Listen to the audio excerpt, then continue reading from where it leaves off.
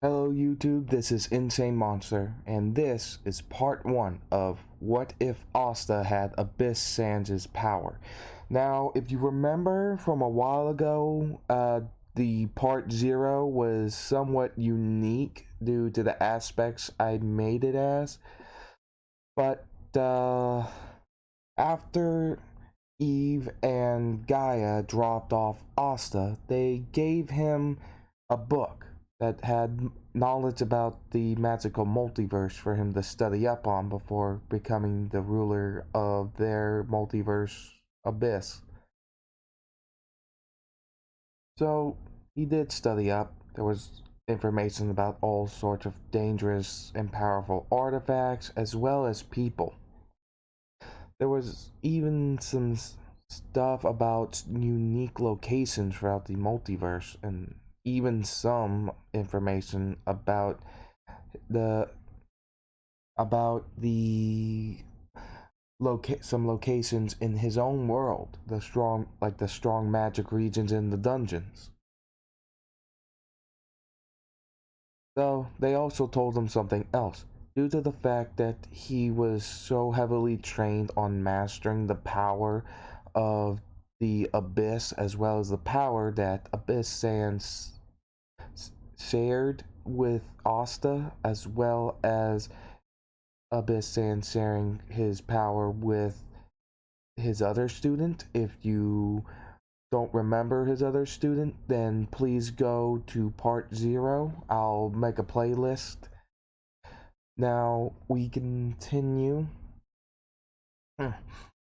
with uh, Gaia and Eve stating that due to them training so heavily on it, that he never had a chance of training with his actual soul magic, remarking that his yellow soul of justice could be pretty useful in combat using its magic. After they left, he did try it. What he ended up getting was lightning, yellow lightning. It came somewhat naturally. At this point, he can do a few things with it, though nothing too fancy. As for his other powers, he still has the Abyss Gaster Blasters that don't just shoot energy but crystals as well. Also the Mini Blasters, of course the regular bones, as well as the Abyss Chain. A part of what he was given as a gift from Abyss Sans, who taught him, was a crystal pendant that held something special. When he flowed his power into it, it unlocked it, more or less released something, as well as could do the same to take something in, which was a similar jacket to the one Abyss Sans has, with the fluff scarves coming out of the jacket or coat, whatever you want to call it. It could be used to form wings, allowing him to use true flight, or as a means of defense to protect himself. Uh, There was also his ability to create crystals. He could use them in just about any form he could think of, and are pretty useful for making crystal pillars to defend against attacks, or firing crystal shards, which are also pretty useful. Though he hasn't gained all of the power orbs from Gaia and Eve, so he isn't fully awakened. A part of the deal that they made is that he'd live out his life as a normal human first before becoming the ruler of the Abyss. As for what would happen after that, well, I have been thinking of doing something special, but I'll save that for later. So, this is part 1, so obviously they go to the Grimoire Tower.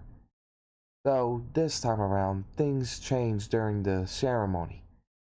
within the walls of the Grimoire Tower as the ritual's beginning, the demon begins to sense something ominous. When he goes to sense it, he feels somebody with a power that, when he tries to get a better sense of it, it feels like it's trying to draw him in. It's trying to just take him. He stops and focuses his mind, thinking for a moment, and realizing that this kid could handle my power. It wouldn't, with something like that, it wouldn't even affect him. Found a perfect host. He sees this as an opportunity, though he is wary, thinking that if he isn't careful, this kid can end up swallowing him whole. But he wants his revenge against his kind very badly, so he takes the chance. Coming out of the walls and then going straight to Asta, Asta takes his new grimoire, though surprised about how it looks, seeing it as pretty strange. As he goes and leaves to go see what's this grimoire's about, he uses a shortcut to get to the demon's skull and pulls out the sword, though he notices that there isn't anything else in there. So he just figures that he's working with a sword, just some big sword for now. Though he soon realized that the grimoire itself came with an odd black soul. When he went to reveal it, his soul also appeared, a yellow soul surrounded with blue aura. And he began to hear the innermost thoughts or whispers of the soul inside his grimoire. Revenge. Revenge against those who wronged me. They will pay. I will make them pay for what they did. He stopped, thinking, whoever you are, I'm guessing someone must have really hurt you. I'll, I guess I'll deal with you later. As he goes back, he finds that Yuno's captured by the Chain Mage. When he goes to stop him, the Chain Mage instantly attacks him with using his magic. But Asta uses his Abyss Chain to shatter his chains. The people in his village mostly just saw his crystals, so they figured he had some form of crystal magic. But he did tell Yuno about his other abilities, which he was surprised about. But, as the chain mage begins to freak, seeing this, he just keeps attacking. Asta uses his crystal shards as well as his bones to fire at the mage.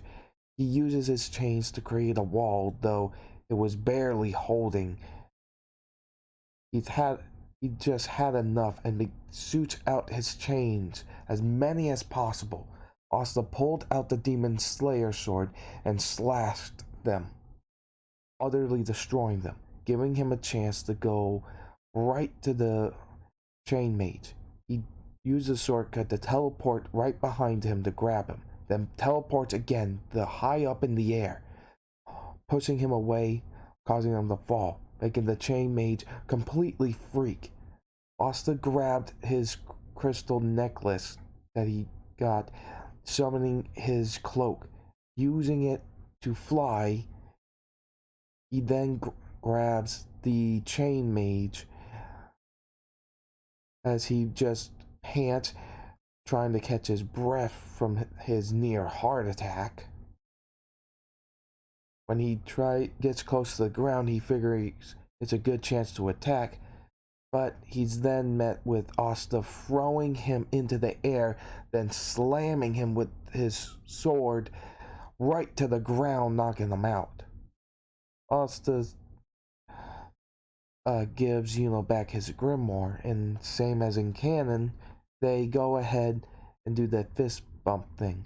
Though the chainmate tries to get back up and attack them, but Asta quickly strikes him with his yellow lightning from his yellow soul, causing him to suffer severe pain.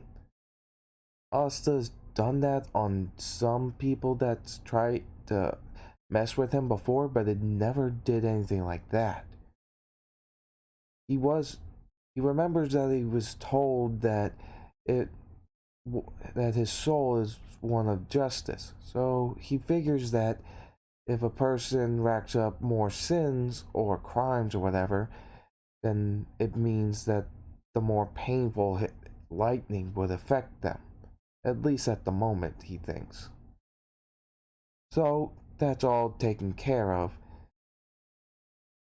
Once they go get back home and go to bed, while everyone's asleep, Asta decides to have a little chat with the soul. This form of Asta has the ability to hear the voices of souls, but with something like this, he's able to communicate with it somewhat, though for a short amount of time. Once he makes a connection, it's only a voice, but he asks, "Who are you?" The demon is surprised by this and just says, "That doesn't matter. What matters is that you use my power to destroy them." He asks, "Who is them?" "More of my kind. They they seek to come here in order to wreak havoc and destroy everything." Also, like, wait, what? What do you mean? The He says the devils. Asta looks at the grimoire, thinking, communicating with the devil inside his grimoire. "So you're a devil?" Summoning his abyss chains, the anti-magic devil felt fear. No, as if he knew that this thing could destroy him. He begs for him to wait and to let him explain. He explains that he was an outcast to his own kind, and that he seeks for their destruction as well as to stop them from entering this world. He knows that that's what they're planning, though in their in their society of the devils, he's at very low class due to the fact he doesn't have magic but anti-magic. He went to Asta because he saw that his power was unaffected by him, that he wouldn't suffer any negative side effects from it. He also knew that it would be dangerous for him, but he had to take a chance, figuring he was his best option. Asta kinda get Asta gets what he's saying and understands that being able to destroy magic could be helpful. Though, even though that's a demon offering to help him, he figures that it probably wouldn't cause much trouble. He already has the power to destroy demons. If he gets out of hand, he could just deal with them. But having him around would benefit him more in the long run for now. So Asta decides not to destroy the demon, to see how things go from here. After that, they begin training, and the devil just tells Asta to call him D. He's fine with that, so they just start training. And the anti-magic demon even tells him that his sword is capable of destroying magic with the blade while reflecting it with the flat of it. He, he thanks him and says that it's surprising that he's being so cooperative. the demon just states, well, for now, I'm just gonna stay alone for now. I want to see how this plays out on your own. Your power's interesting, so just do whatever. After that, they didn't really talk anymore, at least for now. And the devil was still holding some things back about what it could do. Not sure if it would be a good time to say this or not. He still wasn't sure if he learned everything about what it could do, that the possibility of possession might cause Asta to freak out and destroy him. So there is that. And we get to where Yuno and Asta end up leaving for the Magic Knight exam. Asta has his Abyss cloak on, and as they get going, Asta decides to use a shortcut to get to the capital to get to the capital very easily. So they end up just waiting around enjoying themselves until the day of the entrance exam. They get their grimoires registered and everything to take the test. For the flight portion, Asta manipulated the fluffy scarf of his cloak in order to fly. For the creation, he just made a crystal clover. And we get to the combat portion, which is where Asta ends up fighting somebody who uses they uses plant magic, more or less. Basically tree. Not the same world tree like Captain Vondant, a lot lesser scale than that, but he attacks him with roots. But also doesn't see this as much of a threat and uses his crystals to blow right through it. Then the noble begins to attack even more, being stopped by more crystals, whether they be walls or just more shards shooting out.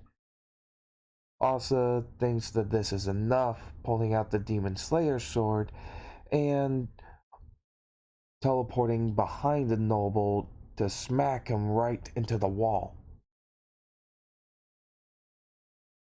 So the match ends pretty easily for Asta. Same thing happens with Yuno for his match. Once they get to the Magic Knight exam, Asta is called up and all of the Magic Knight squads raise their hands. He didn't know who to choose, so he decided to listen to the echoes of their souls. A lot of them were somewhat pompous, like the Silver Eagles captain. The Crimson Lions captain Flagoion seemed okay. The Agadir one seemed a little spacey. One of them was asleep, so he could barely tell what was going on with her. The other one was a man hater and figured it wouldn't be so good to go with that. But when he got to the Black Bull one, he sensed this guy was a lot different. He didn't judge people on their power, but what they could be. Hearing Yami's soul state that this kid could be incredible. He had so much potential. I'd love to see him push his limits and see how far he could go. Asta liked that. So he went with the Black Bulls, shocking everybody. When asked about why he did that, he just said, I have my own reasons, as he just smiled. Yami wasn't going to question it as he just got a real interesting new member to his squad. So, after Yuno and Asa say goodbye, they go to the Black Bull's hideout where he meets them and uses his teleporting to dodge Magna's fireball that he was throwing at Luck. Magna still gives him the thing about doing the baptism, which he's fine with. For the baptism, he starts throwing his fireballs like normal, which Asta dodges easily. And as and the same happens with him reflecting the fireball back at Magna, since he already knows that the flat of the blade reflects it thanks to the demon, though he's wondering why the demon cut contact with him like that. He's just gonna have to roll with it for now at least, he thinks, as he is congratulated by the Black Bulls and gets his robe. Though, once they see the robe on him with his jacket, they think it looks kind of awkward, so they go with something else. Vanessa uses her magic to produce a Black Bull symbol on his cloak, that his abyss cloak, on his left side near his chest, on his chest, as well as put a larger one on the back. Asta figures that this will work just fine. But unbeknownst to them, they see there is a silver-haired girl looking from up top, thinking, what exactly is he capable of? His magic, it couldn't sense it. Even if Noelle couldn't control her magic, she could at least sense it, even if it was rough. But she couldn't sense anything from him, even though he seemed pretty powerful. So this is where we'll be ending it for this What If. Hope you enjoyed. Please remember to like, comment, and subscribe. Hit the notification bell for future notifications of What If parts. And see you later. Hope you enjoy.